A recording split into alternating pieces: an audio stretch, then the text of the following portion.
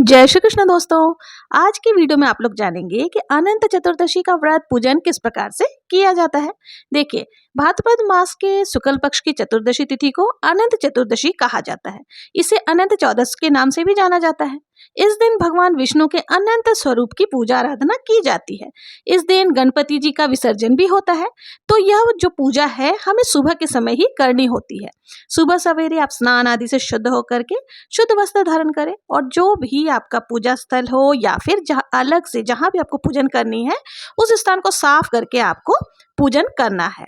इस दिन देखिए, अगर आपने व्रत किया है तो बहुत ही अच्छा है। अगर व्रत नहीं भी किया है तो बिना व्रत करे भी आप इस दिन शुद्ध सात्विक रहते हुए पूजन कर सकते हैं। तो यहाँ पर हमने चौकी लगा ली है। चौकी के ऊपर पीले रंग का वस्त्र हमने बिछा दिया है।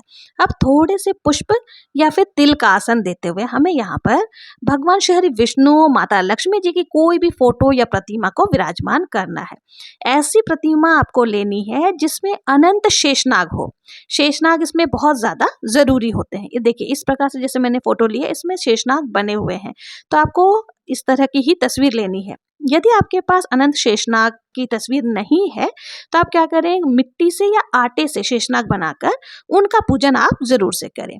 इसके बाद देखिए, आज के दिन कलश की स्थापना की जाती है। कलश स्थापना के लिए हम यहाँ पर काले तिल लेंगे। काले तिल का इस पूजन में विशेष महत्व होता है। अगर आपके पास काले तिल नहीं है तो सफेद तिल भी ले सकते हैं। काले तिल से हमें अष्टदल कमल बना लेना है, अगर आपको बनाना आता है तो यहाँ पर हमने अष्टदल कमल बना लिया। आप किसी भी धातु का आप कलश ले सकते हैं। कलश के कंठ पर हमें मौली धागा जरूर से बांध देनी है और कलश को हमें पूरा ऊपर तक गंगा जल थोड़ा सा मिश्रित करके जल शुद्ध जल से भर लेना है। तो यहाँ हमने कलश भर लिया है।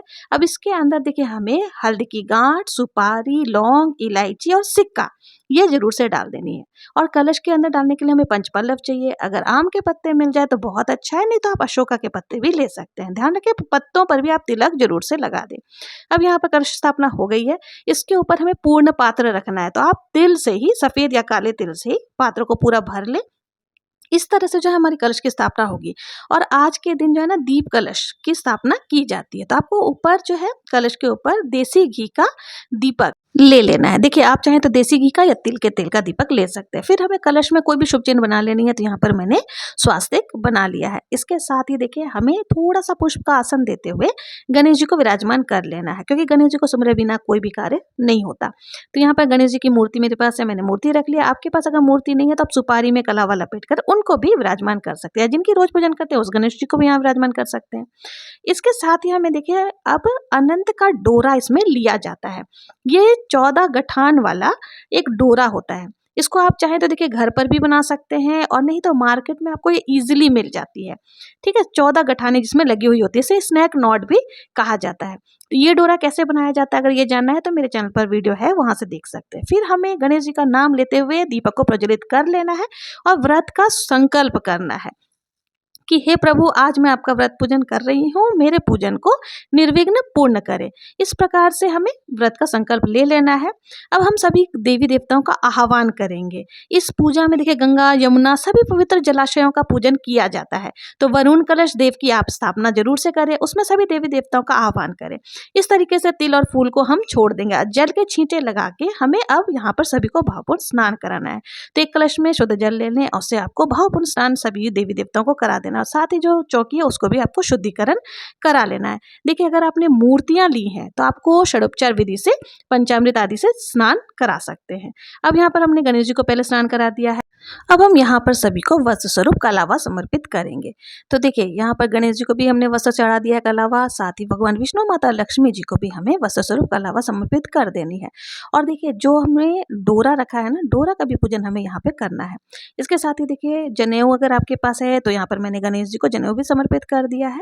अब हमें सभी को तिलक लगानी है। तो यहाँ पर श्री हरि विष्णु को हम चंदन से तिलक लगाएंगे, और जितने भी शेषनाग, अनंत नाग हमने लिए ना, उनको भी हमें चंदन से तिलक लगा देना है। सभी को ध्यानपूर्वक आपको तिलक लगानी है।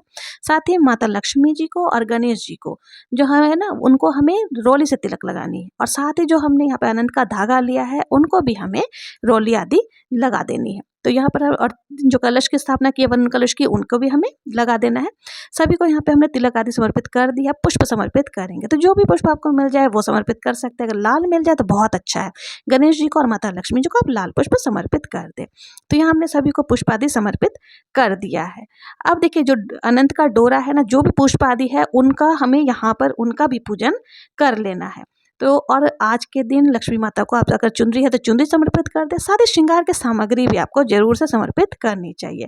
तो यहाँ पर हमने श्रृंगार सामग्री जो जो मुख्य मुख्य ज़्यादा नहीं तो 5 चीज़ें, और गणेश जी को दुर्वा जरूर से समर्पित करेंगे। देखिए यहाँ पर गणेश जी को जितनी दुर्वा हो सके आप मिल जाए, अगर ज़्यादा नहीं तो 21 दुर्वा तो कम से कम आप जरूर से समर्पित करें। तो यहाँ पर हमने सभी भोग दुर्वा आदि चढ़ा दिया है। अब हमें भोग प्रसाद समर्पित करनी है। तो ध्यान रखें कि भोग जो है गणेश जी को हम अलग से लगाएंगे। तो यहाँ पर फलाहार का भोग मैं लगा रही हूँ, पंचमेवा का भोग आप लगा सकते हैं। अब भगवान श्री विष्णु को जो भोग लगाएंगे ना, उसमें आपको तुलसी पत्र जरूर से डालना है। मंजरी लगे हुए तुलसी पत्र हो तो बहुत ही अच्छा है। तो यहाँ पर हमने सभी को भोग प्रसाद समर्पित कर दिया है, और डोरा को भी हमने यहाँ पूजन कर लिया है। और साथ ही यथासंभव आपको दक्षिणा जरूर से समर्पित करनी है। दक्षिणा जो है वो पूजा में रही कमियों को पूर्ण करती है। भोग प्रसाद के साथ ही एक पात्र में आपको जल भी जरूर से समर्पित करनी है। अब हमें अनंत चतुर्दशी व्रत की कथा का श्रवण करना है। तो कथा सुनने के लिए आपको देखिए सीधे हाथ में थोड़े से तिल और पुष्प लेकर कथा का श्रवण कर सकते हैं। कथा का वीडियो आपको मेरे चैनल पर मिल जाएगा। अगर मैं यहाँ कथा सुनाऊंगी तो वीडियो बहुत ज़्यादा लंबा हो जाएगा। यदि आपके पास व्रत कथा की पुस्तक है तो आप उससे भी कथा पढ़ भी सकते हैं या सुन भी सकते हैं। तो इस तरह से बहुत ही प्रेम पूर्वक कथा का श्रवण करने के बाद हमें थोड़े से पुष्प श्री विष्णु के चरणों में डाल देना है, और थोड़े से पुष्प जल के कलश में डाल देना है। तो इस तरह से जो है हमारी पूजन हो जाएगी। कथा सुनने के बाद हमें आरती करनी है। तो आरती करने के लिए जो है ना, हमें अलग से दीपक प्रज्वलित करना है। जो दीपक हमने कलश पर रखा है उसको नहीं छेड़ना है, या फिर आप कपूर प्रज्वलित करके भी आरती कर सकती है। तो यहाँ पर हम बहुत ही प्रेम पूर्वक आरती करेंगे। पहले हमें गणेश जी की आरती करनी है, फिर भगवान विष्णु की आरती करनी है। बहुत ही प्रेम पूर्वक आरती करने के बाद हाथ जोड़ करके पूजा में रही कमियों के लिए क्षमा याचना करेंगे, और भगवान श्री विष्णु और गणेश जी महाराज से अपने मनोकामनाओं को पूर्ण करने के लिए निवेदन करेंगे। इस तरह से पूजन हो जाएगी। पूजा के बाद जल का कलश जो है वो हमें सूर्यदेव को अर्घ्य दे देना है, और जो हमने भोग प्रसाद आदि यहाँ पर समर्पित किए थे वो प्रसाद के रूप में आप बांट सकते हैं।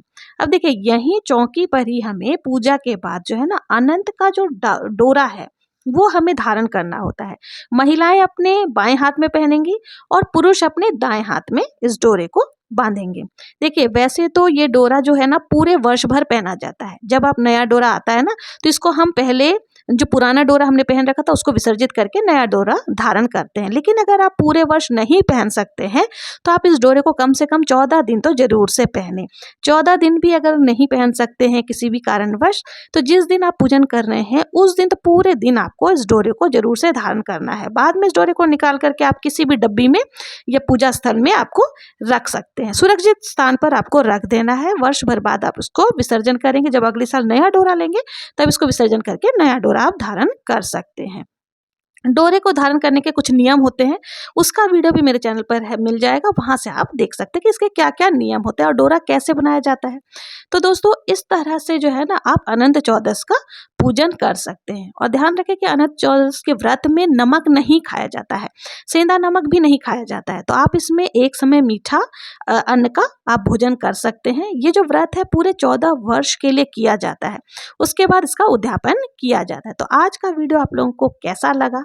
अगर पसंद आया हो तो कमेंट में जय श्री हरि विष्णु जरूर से लिखें। और यदि मेरा वीडियो जरा भी आप लोगों के लिए यूजफुल हो, जरा भी उपयोगी लगा हो, तो प्लीज़ मेरे चैनल को अगर अभी तक सब्सक्राइब नहीं किया है तो सब्सक्राइब करें, लाइक करें और ज़्यादा से ज़्यादा शेयर जरूर से करें। मिलते हैं नेक्स्ट वीडियो में किसी और पूजा विधि के साथ।